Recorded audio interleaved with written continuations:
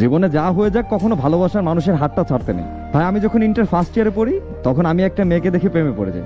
বলতে পারেন প্রথম ভালো লাগা অথবা প্রথম ভালোবাসা। আর যে মেয়েটাকে দেখে ভালো লেগেছে সে ক্লাস 7-এ পড়ে।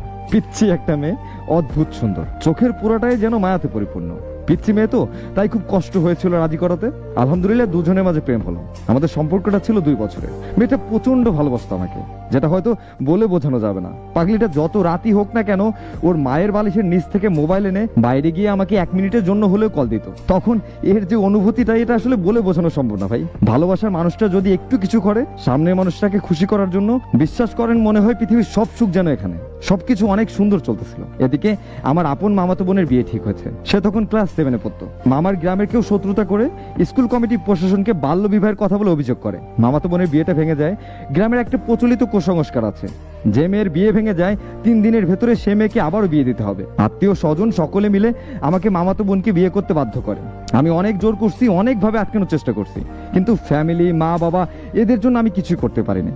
শেষ বেলায় এসে আমার ভালোবাসার মানুষটাকে ছেড়ে দিতে হয়। প্রচন্ড কষ্ট হচ্ছিল আমার। আমি যে মেয়েটাকে ভালোবাসতাম সে আমাকে একটা কথা বলেছিল, আমি আপনাকে খুব বিশ্বাস করেছিলাম, কিন্তু বিনিময়ে এটা পাবো তা ভাবিনি। প্রচুর কান্না করেছিল মেয়েটা। বিশ্বাস করেন ভাই, আমি পরিস্থিতির শিকার ছিলাম। আমার কাছে কিছুই করার ছিল না। মেয়েটাকে ঠকিয়ে আমারও খুব কষ্ট হচ্ছিল। মামাতো বোনকে বিয়ে করলাম, সবকিছু ঠিকঠাক ছিল। আমাদের সংসারে প্রিয় মাশরাফির জন্ম হলো।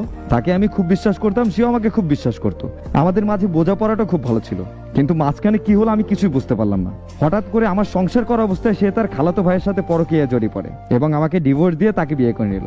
যাকে বিয়ে করেছে সে খুব খারাপ ছিল। সে আগেও 3টা বিয়ে করেছিল, তার 2টা প্রতিবন্ধী বাচ্চাও আছে। বিশ্বাস করেন ভাই, আমার বেশ কিছু জমানো টাকা ছিল, মাশরাফির স্বর্ণসহ সব নিয়ে গেছিল। মানুষ কিভাবে এমন হতে পারে এটা আসলে আমি বুঝতে পারি না। ওর কথা মনে হলে একরাশ ঘৃণা আসে এখন। তখন আমার মনে হলো স্কুল জীবনে যে মেয়েটার বিশ্বাস ভেঙেছিলাম, যত কষ্টই হোক না কেন তাকে আমি বিয়ে করব।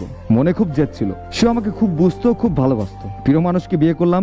আলহামদুলিল্লাহ এখন আমার 2টা সন্তান, 2টা মোবাইল শোরুমের মালিক। প্রিয় ভাই, বিশ্বাস করবেন কিনা জানি না, প্রতি মাসে আমার প্রফিটের কিছু অংশ এতিমের কল্যাণে ব্যয় করি এখন। আলহামদুলিল্লাহ অনেক ভালো আছি।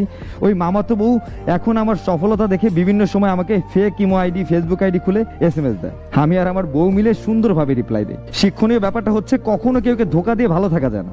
বললাম না, প্রকৃতি কারো ঋণ রাখে না। আর একটা জিনিস, সেটা হচ্ছে যাই হয়ে যাক না কেন ভালোবাসার মানুষটাকে আড়াল হতে দিয়েন না। সবাই হয়তো দ্বিতীয়বার এই সুযোগটা পায় না। আর যারা বিয়ের পরেও আরেকজনের কাছে যেতে পারে, সে মেয়ে কোনোদিন আপনার ছিল না। যে নারীর একজনের তৃপ্তি মেটেনি, সে নারীর 1000 জনেও কিছু হবে না। সে সেখানেও পরিপূর্ণ হবে না। তার চাহিদা শুধু বেড়েই যাবে। আর এসবের ফল হচ্ছে ধ্বংস। মানুন বা না মানুন, এটাই। চোখটা খোলা রাখুন, আশেপাশে এরকম অনেক কিছুই দেখতে পারবেন। ধন্যবাদ, ভালো থাকবেন সবাই। আল্লাহ হাফেজ।